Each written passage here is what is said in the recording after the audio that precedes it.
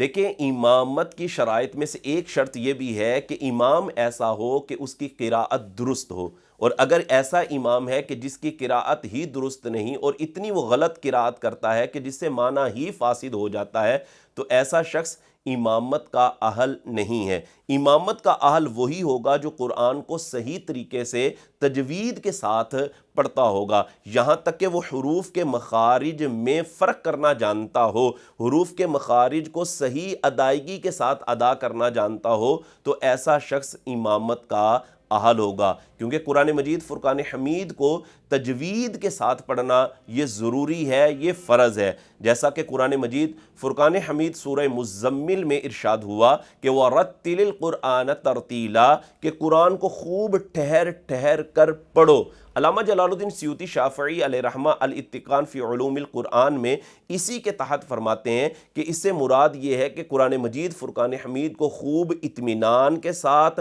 اور اچھے طریقے سے اس طرح پڑھو کہ ایک حرف دوسرے حرف سے جدا ہو، تو یہ تجوید کے ساتھ قرآن کو پڑھنا یہ ضروری ہے۔ اور اسی طرح امام احمد رضا خان علیہ رحمت الرحمن فتاوی رضویہ جلد نمبر 6 صفحہ نمبر 343 پر ارشاد فرماتے ہیں کہ بلا شبہ اتنی تجوید کہ جس سے تصحیح حروف ہو اور غلط بیانی سے بچے، فرمایا اتنی تجوید یہ فرض عین ہے، تو امامت کا وہی شخص اہل ہوگا جو قرآن مجید فرقان حمید کو تجوید کے ساتھ پڑھنا جانتا ہوگا۔ اور اگر ایسا امام ہوا کہ اس کے مخارج کی ادائیگی ہی درست نہیں، وہ ہا کو ہا پڑھ جاتا ہے، ہا کو ہا پڑھ جاتا ہے، سین اور صاد میں فرق نہیں کرتا، یعنی وہ حروف کی ادائیگی کو صحیح نہیں کر رہا، تو ایسا امام معنی فاسد کر دے گا، جب وہ معنی فاسد کرے گا تو نماز فاسد ہو جائے گی۔ تو امام کے لیے ضروری ہے کہ وہ امام قرآن مجید فرقان حمید کو تجوید کے ساتھ پڑھتا ہو،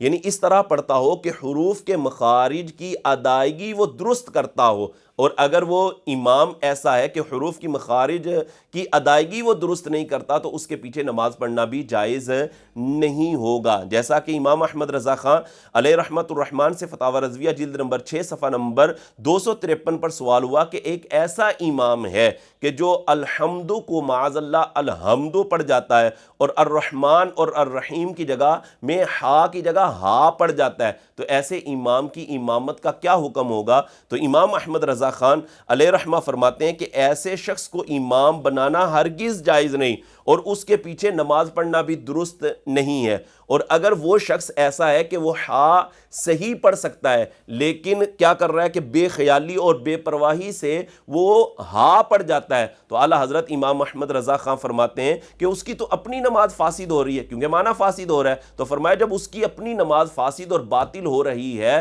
تو اس کے پیچھے پڑھنے والے افراد کی نماز بھی فاسد ہی ہوگی۔ تو لہٰذا انتظامیہ کو اس چیز کا خیال رکھنا ضروری ہے کہ اگر آپ کسی شخص کو امام رکھنے لگے ہیں تو اس کا اچھے کسی قاری صاحب سے ٹیسٹ کروائیں کہ واقعی یہ قرآن کو صحیح پڑھنا جانتے ہیں۔ اگر تو وہ صحیح پڑھنا جانتے ہیں، وہ ٹیسٹ میں پاس ہو جاتے ہیں، تو آپ ان کو امامت کے لیے رکھ سکتے ہیں، اور اگر ان کی قراءت درست نہیں ہے تو وہ امامت کا بھائی اہل نہیں ہے، آپ اس کو امام بنائیں گے تو آپ ظلم کر رہے ہیں، اس کی بھی نماز فاسد ہو رہی ہے اور پیچھے جو پڑھنے والے ہیں ان کی بھی نماز کو آپ فاسد کروا رہے ہیں۔ انتظامیہ کو چاہیے کہ اس چیز کا لازمی طور پر خیال رکھیں، صرف آواز کو نہ دیکھا کریں، دیکھا یہ کریں کہ واقعی وہ قرآن کو صحیح پڑھنا جانتا ہے یا نہیں۔